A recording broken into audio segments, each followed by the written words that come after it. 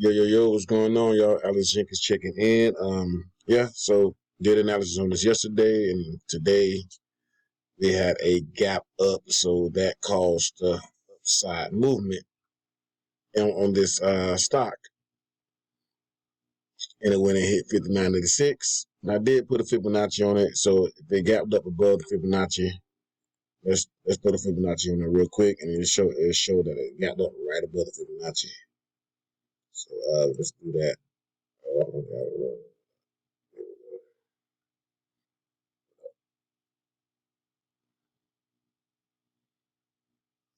From here.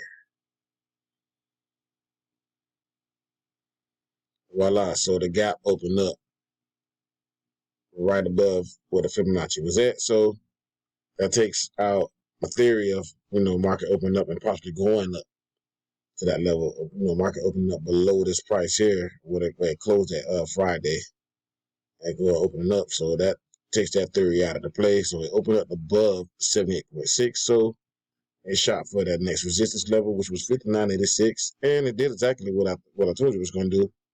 It failed.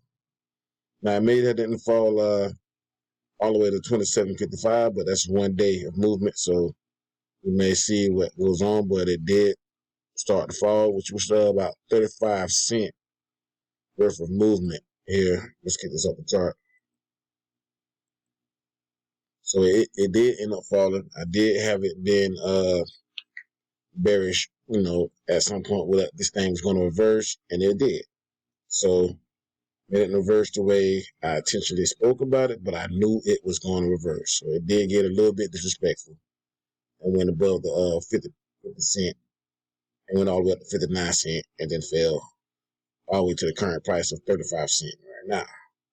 So this is the update on Asian Broadband Inc. penny stock. I'll let you check it out.